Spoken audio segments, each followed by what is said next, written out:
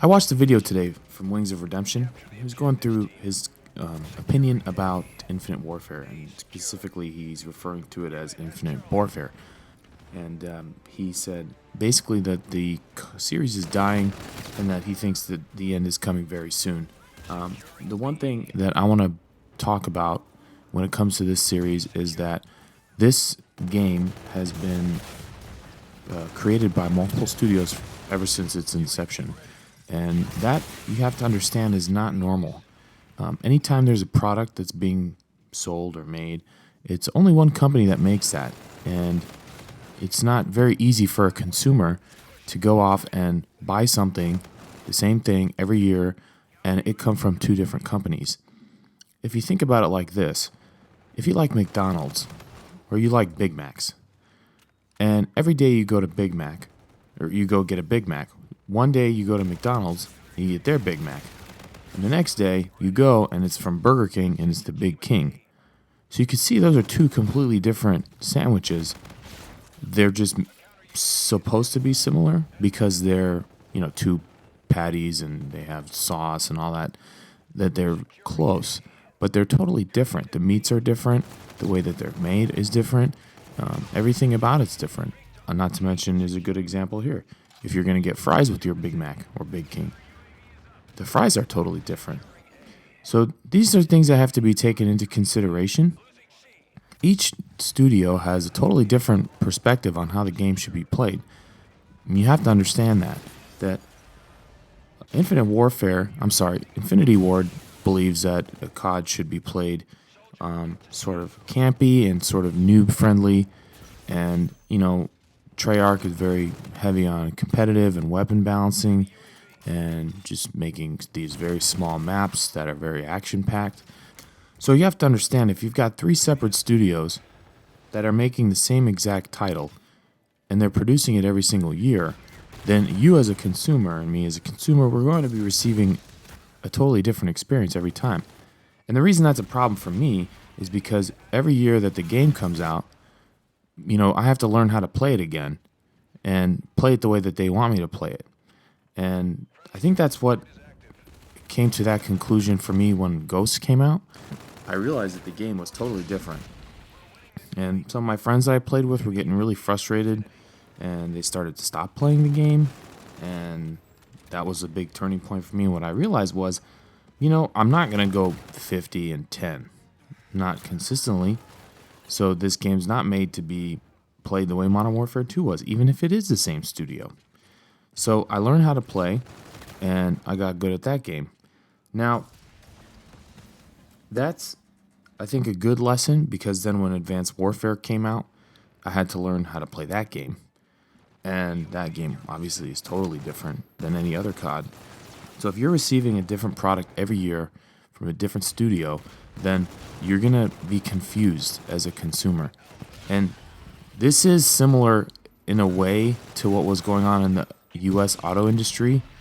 If any of you follow, you obviously know Chevy, you know GMC, some of these other names, Buick, so Ford.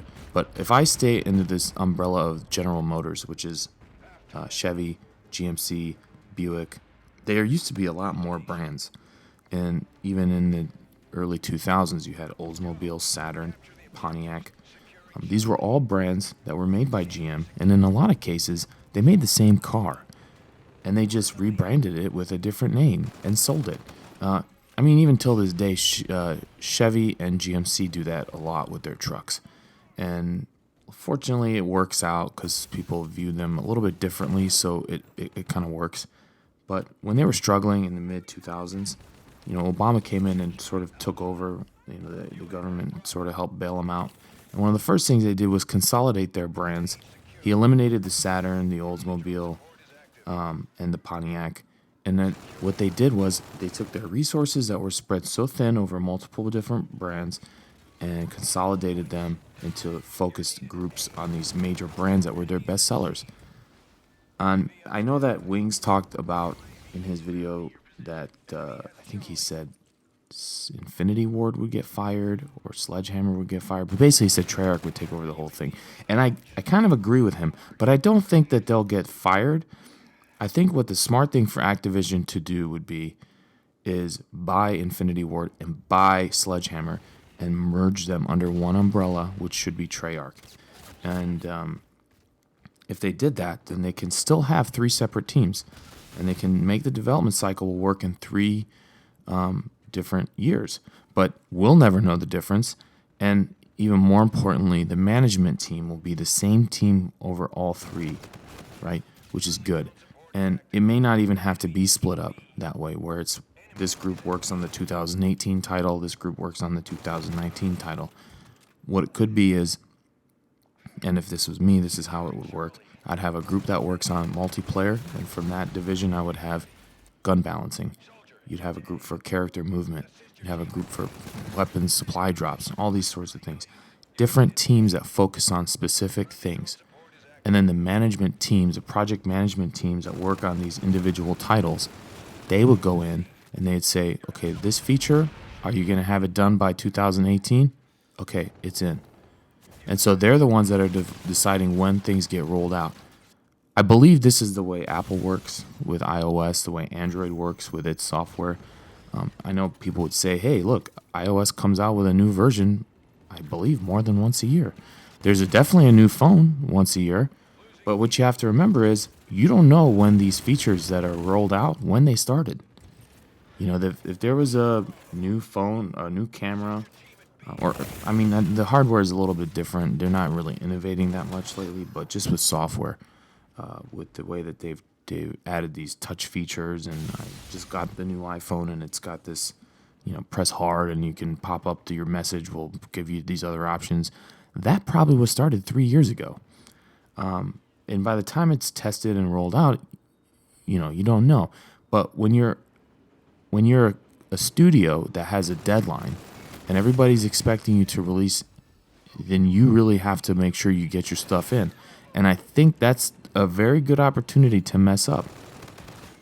If you bought the Xbox or PS4, I don't know how PS4 was, but I know Xbox One was like this. When it first came out, I bought it on day one, and it was buggy. A lot of stuff didn't work right, and you saw that Microsoft had to roll out lots and lots of changes over the first 6 months to a year to make it workable. And that's a result of having to meet a deadline. And when you said you're going to release on a certain day, then you have to release on that day. And then you're just forced to push updates constantly. If you're Activision, which owns Treyarch, which produces Call of Duty every year, and you have a team that's triple the size, and you want to roll in something like a laser gun, then you don't have to roll it in right away. You just did 3 futuristic CODs in a row.